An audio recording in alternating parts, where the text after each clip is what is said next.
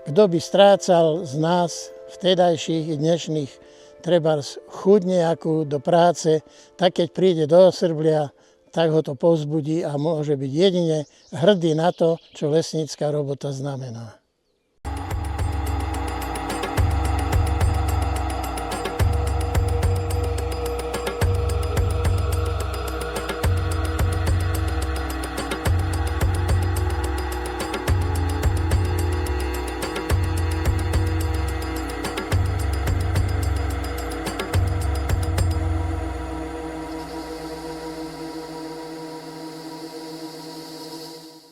Kalamity sú prirodzenou súčasťou lesa.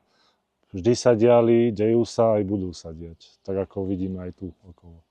Nie je to pre nás potešujúca správa, keď sa nejaká kalamita vyskytne, či vetrová, či takáto ako tu podkôrníková.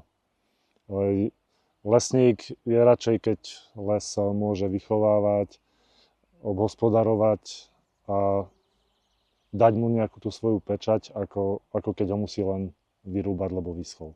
Výsledkom či tej kalamity na Osrbli vetrovej alebo tu podkôrníkovej je, že sú, dá sa povedať, holé veľké plochy lesa, ale stále je to les a my lesníci sa ho snažíme čím skôr obnoviť a na Osrbli to pekne vidno, že po tých 20-30 rokoch tam už by človek ani nepovedal, že tam bola nejaká kalamita, ak o tom nevie. Ľudia boli zvyknutí, že sú tu dospelé staré lesy, ale tá kalamita postihuje práve takéto lesy a našou úlohou bude spraviť ten les odolnejší, aby sa už niečo takéto nevyskytlo. Veľa ľudí si myslí, že našim cieľom pri tej kalamite je len všetko vyťahať a zarobiť na tom, ale keby sme chceli zarobiť, tak pre nás je efektívnejšie ekonomicky ten les obhospodarovať. Ono sa to chvíľu môže ľuďom zdať, že výsledkom je mesačná krajina, ale nie je to tak.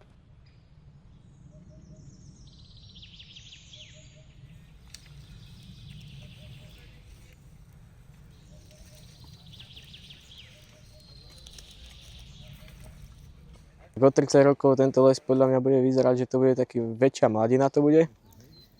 A mohol by byť pekný. Podľa toho, ako to vyzerá teraz, tak by to mohol byť pekný les. A no podľa toho, ako sa o neho budú starať tí ďalší lesníci. Tak lesníctvo je pre mňa, akože by som povedal, že to je dôležitá časť života, lebo bez lesníkov by to nefungovalo nič, si myslím, v lese a vedia, čo robia. Kalamita znamená pre mňa to, že ubudla nejaká časť tej hory.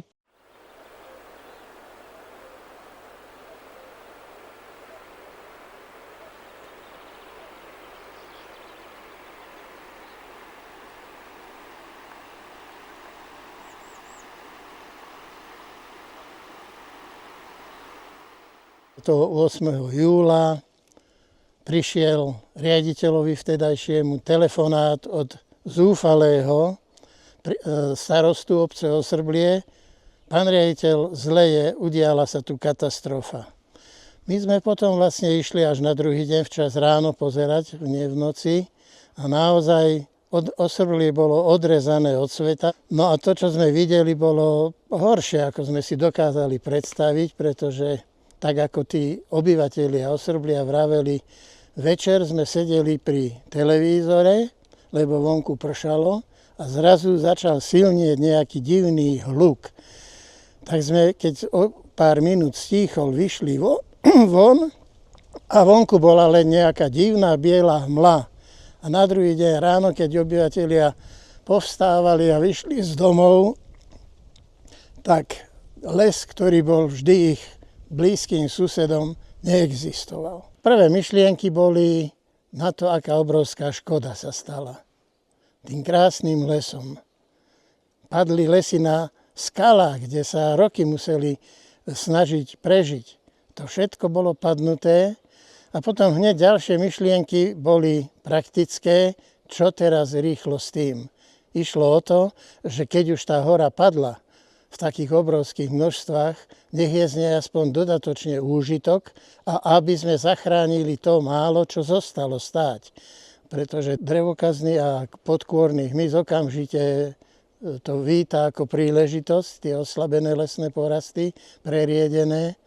a pokračuje v ničení dreva. Žiaľ, vtedy drony neexistovali, to by bola obrovská pomoc, aby sme získali prehľad o celkovom rozsahu, pretože tými dostupnými prostriedkami sme sa na ďalšie a ďalšie miesta, teda lesníci zo Srblia, dostali až po niekoľkých týždňoch, ba na niektoré miesta až po niekoľkých mesiacoch.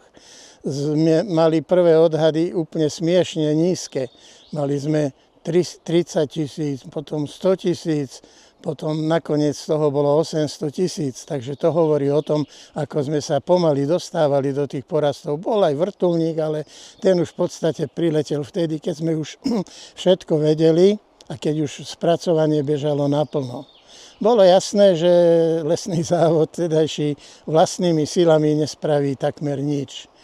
A preto do toho vstúpili orgány štátnej správy a generálne riaditeľstvo, ktoré si uvedomilo, že Balog je v núdzi a zorganizovalo generálne riaditeľstvo výpomoc 5 svojich lesných závodov. Takže sa dá povedať, že tretinu kalamity, ktorá sa podarila spracovať za prakticky rok a pol, necelé 2,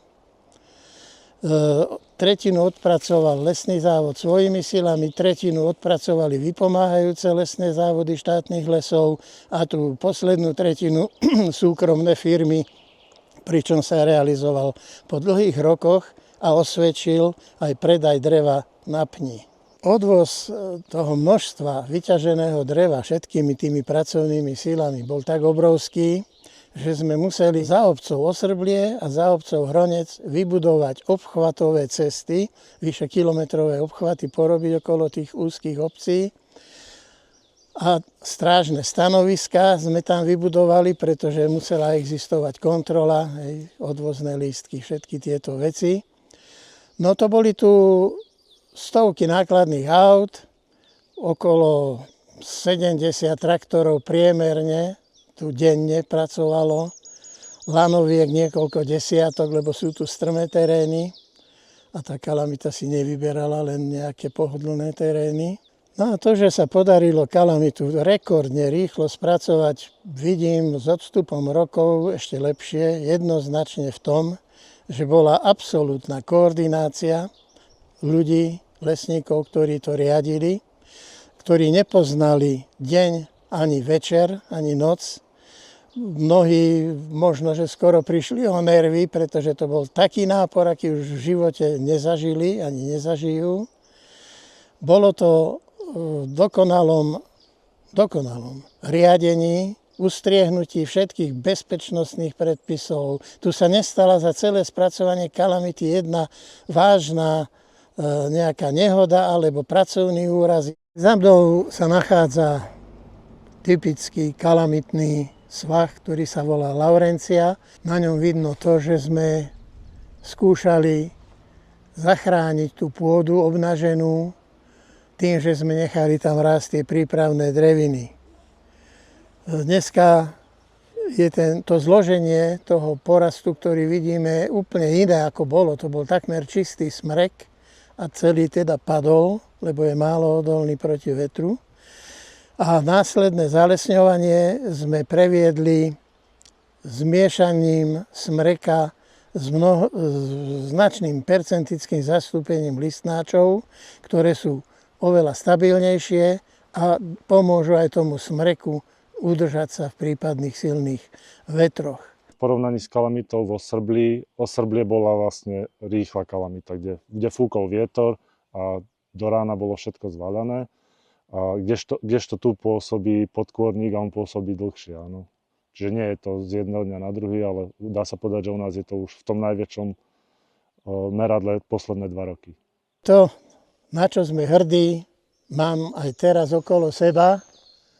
A toto sú tie lesy, ktoré lesníci a lesné robotníčky, lesní robotníci vytvorili. Nevytvorili to pre seba, vytvárame to pre celú spoločnosť, napriek tomu, že toho uznania je dosť málo, ale my sme radi, že naša láska k lesu a pracovitosť sa prejavuje tým, že sme dokázali za pár desiatok rokov vypestovať lesy, ktoré by sa samovývojom tohoto stavu v žiadnom prípade nedočkali. Chcel by som, aby verejnosť vedela o lesníctve, že tí lesníci vlastne pomáhajú tomu lesu a neničia, nerúbu len nejak hociako halabala tie stromy, ako si myslia. Chcem byť lesnička, lebo v dnešnej dobe je veľmi dôležité dávať tej prírode pozornosť a myslím si, že mládež častokrát zabúda na tie veci, ktoré nám vlastne príroda dáva a daruje a je dôležité, aby sme jej to nejako oplatili. Aktuálne si myslím, že verejná mienka není nejaká, že dobrá. Si myslím, že ľudia si myslia o lesníkoch, že nepomáhajú tej prírode, ale ju ničia. To si ja nemyslím, lebo bez tých lesníkov by podľa mňa les nebol vôbec. Akože bol by, ale vyzeral by úplne ináč. Ak sa začne možno viacej propagovať a bude to viacej medializované, pretože laici naozaj častokrát to chápu z tej zlej stránky, tak myslím si, že je to rozhodne na dobrej ceste zmeniť sa. To všetko závisí na nás, na ľuďoch, že ako to bude.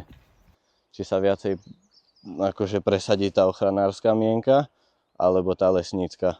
My lesníci v tých časoch, keď som pracoval, sme si boli istí, že verejnosť automaticky akceptuje našu prácu, jej užitočnosť pre celú spoločnosť, že sme dokázali zachovať lesy, z ktorých mnohé sú teraz vyhlásené za rezervácie a pritom prinášali tie lesy vždy aj hospodársky úžitok. Žiaľ, sledujem, aj keď iba nie detailne, ale tá verejná mienka spoločnosti bola niekým úmyselne pokazená a je smutné to, že prácu lesníka hodnotia ľudia, ktorí o ňom nevedia absolútne nič. Toto tu je ukážka lesníckej práce, je tu krásne prirodzené zmladenie smrek, hlavne jedľa, ale aj to musí niekto vedieť, zachovať, keď raz tento les dozreje a bude vyťažený, vyrúbaný. A to prirodzené zmladenie, keď zostane, tak je to bezpečný genetický materiál, identický s pôvodným porastom a tak sa zakladá budúcnosť nového, zdravého lesa. Lesník zostáva lesníkom srdcom celý život, a teda aj na dôchodku. A preto aj mňa trápi, že dnešná spoločnosť je nejak nezdravo vedená niekým a nedostáva sa lesníctvu toho uznania, ktoré by mu právom patrilo. A na druhej strane som presvedčený, že aj to je určitá sociálna kalamita, ktorá prehrmí a že tá mienka spoločnosti sa znova vráti k pozitívnemu hodnoteniu lesníctva.